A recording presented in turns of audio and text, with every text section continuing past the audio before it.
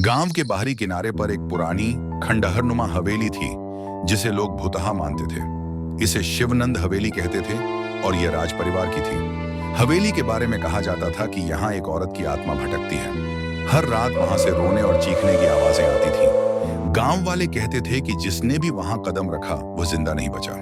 राज परिवार की कहानी दशकों पुरानी थी।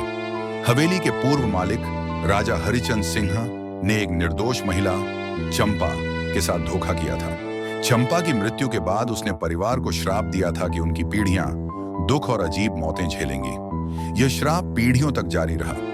कई सालों बाद इस परिवार का आखिरी वंशज आदित्य प्रताप सिंह, जो विदेश में रह रहा था, अपने पुश्तैनी घर की हालत जानने के लिए गांव लौटता है। आदित्य विश्वजीत ने ठान लिया कि वह इस रहस्य का अंत करेगा। आदित्य ने हवेली में कदम रखा। वहां की हर चीज में रहस्य और भय व्याप्त था। पहली रात ही उसे हवेली के दरवाजे खटकने की आवाज सुनाई दी। खिड़कियां अपने आप खुल गईं और छत पर भारी कदमों की गूंज सुनाई दी। आदित्य जब छत पर गया तो वहां कोई नहीं था।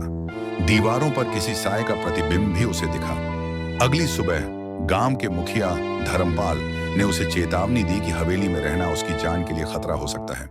लेकिन आदित्य ने ठान लिया था कि वह इस रहस्य को सुलझाकर ही रहेगा।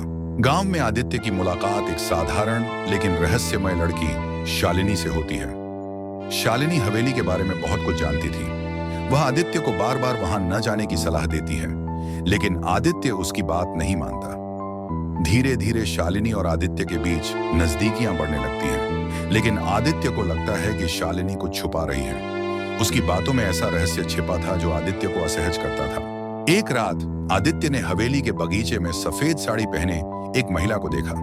वह महिला अंधेरे में एक पुराने कुएं की ओर बढ़ रही थी। जब आदित्य ने उसका पीछा किया तो वह अचानक गायब हो गई। अगली रात वह महिला फिर प्रकट हुई। इस बार उसने आदित्य को हवेली के एक बंद कमरे की ओर इशारा किया। आदित्य ने दरवाजा खोला तो वहां धूल से भरी एक पुरानी तिजोरी मिली।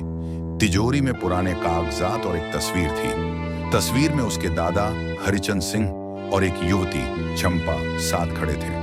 जांच करते करते आदित्य को पता चलता है कि हवेली के अंदर एक गुप्त तहखाना है जहां एक बहुमूल्य खजाना छिपा है। यह खजाना इतना बेशकीमती था कि इसे पाने के लिए कई लोग मरने मारने को तैयार थे। आदित्य को यह भी पता चला कि हवेली की डरावनी घटनाओं का खेल असल में खजाने को छिपाने की साजिश थी। सफेद साड़ी में दिखाई देने वाली महिला कोई आत्मा नहीं थी, बल्कि एक साजिश का हिस्सा थी।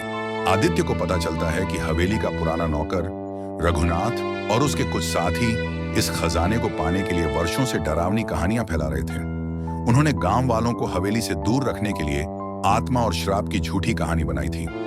लेकिन असली रहस्य तब खुलता है जब शालिनी का सच सामने आता है। शालिनी कोई साधारण लड़की नहीं थी। वह चंपा की पोती थी और इस खजाने की असली उत्तराधिकारी थी।